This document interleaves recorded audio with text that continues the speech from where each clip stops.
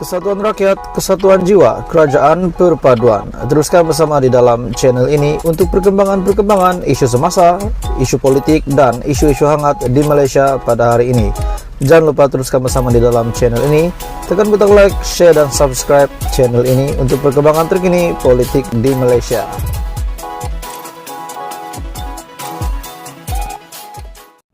Salam sejahtera Malaysia. Selamat pagi tuan-tuan dan puan-puan semua.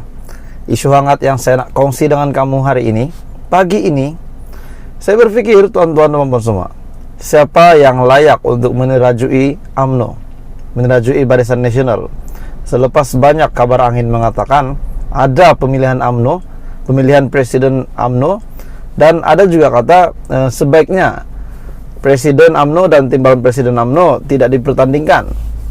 Jadi tuan-tuan dan puan-puan semua, adakah Zaid Hamidi dan Tok Mat bakal meletakkan jawatan sebagai top 2 UMNO, ataupun adakah mereka akan dikalahkan, ataupun mungkin beberapa pemimpin UMNO yang lain akan naik menjadi presiden ataupun timbalan. Oke, baik, sebelum saya teruskan berita hari ini, isu hangat hari ini yang mengejutkan 3 juta ahli UMNO, saya ingin meminta jasa baik kerjasama kamu untuk tekan butang subscribe, like, dan share supaya semua rakyat Malaysia tahu isu hangat hari ini. Oke, tuan-tuan dan puan-puan semua, kita teruskan. Permintaan jawatan Presiden UMNO timbalan tidak dipertanding, hanya bersifat bodek. Kenyataan daripada Ketua Puteri UMNO Ledang.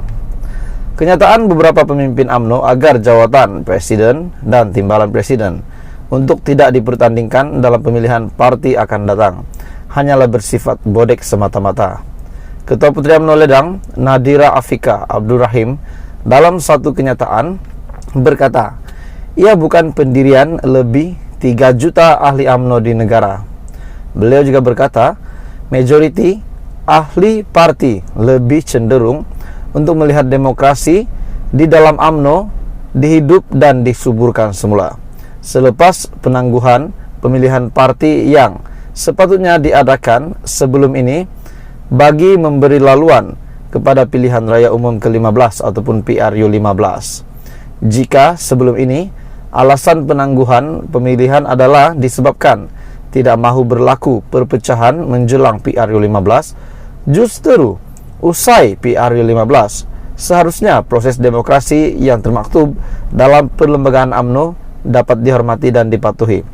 Maknanya, kesediaan seluruh parti sebelum PRU15 yang tidak menukar top 5 UMNO adalah strategi supaya tidak ada perpecahan berlaku di dalam UMNO. Justru usai PRU15, selesainya PRU15, mungkin ada relevannya sekiranya tiba-tiba Presiden dan timbalan Presiden UMNO ditukar. Timbalan Presiden Tok Mat dan Presiden Ahmad Zaid Hamidi pada hari ini, mungkin ada pemimpin yang lain yang boleh menggantikan mereka. Contohnya Hishamuddin, KJ, boleh tak? Ataupun Anda mempunyai calon, tolong komen di bawah. Cadangan agar jawatan utama, terutamanya Presiden, tidak dipertandingkan juga dilihat memperlekeh kebolehan Presiden UMNO, Datuk Seri Ahmad Zaid Hamidi, dalam mempertahankan jawatan yang disandangnya. Sebelum ini juga beberapa pemimpin, termasuklah ketua-ketua bahagian, mendesak agar 2 jawatan tertinggi parti itu tidak dipertandingkan demi memastikan kesatuan dalam parti. Mengulas lanjut, Nadira berkata, sebagai pemimpin yang bijaksana, Presiden UMNO telah berjaya memastikan UMNO terus berada dalam kerajaan walaupun hanya memenangi 26 kursi dalam PRU15. Tambahnya, sebagai seorang pemimpin yang berdarah pahlawan, Ahmad Zaid juga telah berjaya mendapatkan semula jawatan timbalan Perdana Menteri yang pernah disandang beliau sebelum ini. Dengan rekod pencapaian ini, adalah mustahil beliau akan berasa gentar untuk menghadapi apa-apa cabaran dalam pemilihan parti, malah pastinya akan mempertahankan dan melindungi asas demokrasi dalam UMNO. Oke, jadi tuan-tuan dan puan-puan semua, apa komen Anda? Adakah Zaid Hamidi akan kekal sebagai Presiden UMNO dan Tok Mat akan kekal sebagai timbalan Presiden UMNO, ataupun ada nama-nama yang lain? Ahmad Maslan bolehkah jadi timbalan Presiden? Ataupun Anda mempunyai calon, Anda boleh komen di bawah. Terus kami sama di dalam channel ini untuk isu hangat daripada channel ini. Anwar Musa masuk PAS. pejuang masuk Perikatan Nasional. Ada yang kata pejuang masuk Pakatan Harapan untuk menyelamatkan diri supaya PRN pada tahun hadapan, pada tahun 2023 PRN ada slot untuk pejuang. Sekiranya mereka join kerajaan pada hari ini. Oke, baik tuan-tuan dan bapak semua. Banyak kabar angin mengatakan Muafakat Nasional yang dipimpin oleh Tan Sri Anwar Musa sebagai presidennya akan membawa Muafakat Nasional masuk PAS, disebabkan tujuan mereka, perjuangan mereka yang berasaskan agama Islam. Jadi dikatakan bahwa Anwar Musa mungkin akan masuk PAS. Tapi sebelum saya meneruskan isu hangat hari ini, saya meminta jasa baik kamu, kerjasama kamu untuk tekan butang subscribe, like dan share video ini supaya seluruh Malaysia tahu isu-isu hangat daripada channel ini dan info panas hari ini. Oke, baik tuan-tuan dan bapak semua. Adakah Anwar Musa akan menyertai PAS seperti yang dinyatakan di dalam syahbudin.com ataupun beberapa media yang lain? Ataupun Muafakat Nasional ataupun Anwar Musa akan join kerajaan perpaduan? Oke, sekiranya Anwar Musa masuk kerajaan perpaduan, masuk Pakatan Harapan, kena ingat ada Barisan Nasional. Ada Barisan Nasional yang menjadi kerajaan hari ini. Dan UMNO yang baru-baru saja telah melucutkan jawatan Tan Sri Anwar Musa.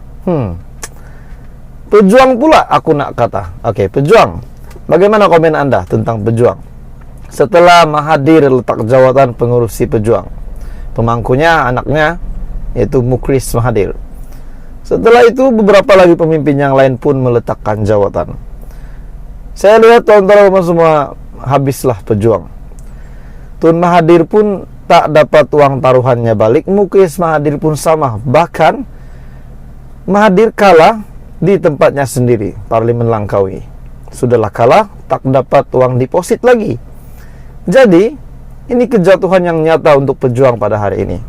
Walaupun memang kita tahu positifnya, mungkinlah beberapa tahun akan datang lagi mereka boleh bangkit beberapa waktu lagi. Tapi yang saya nak cakap hari ini, siapa yang Mukhris Mahathir pilih? Siapa yang Anwar Musa pilih? Adakah benar-benar Tan Sri Anwar Musa akan masuk PAS, masuk Perikatan Nasional, makna kata menjadi pembangkang, ataupun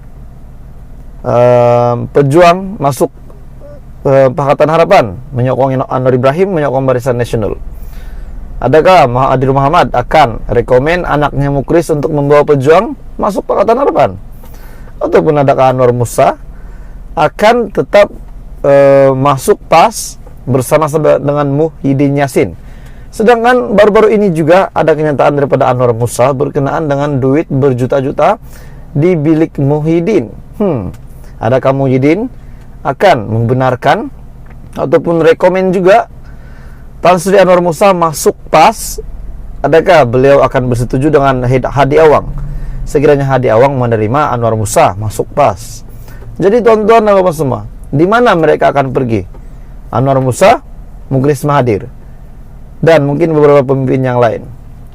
Jadi tuan-tuan dan bapak semua, saya berpikir kalau Anda semua tanya saya, kalau kamu tanya saya rasa bagus pejuang masuk Pakatan Harapan, Tan Sri Anwar Musa pun masuk Pakatan Harapan, bantu kerajaan perpaduan.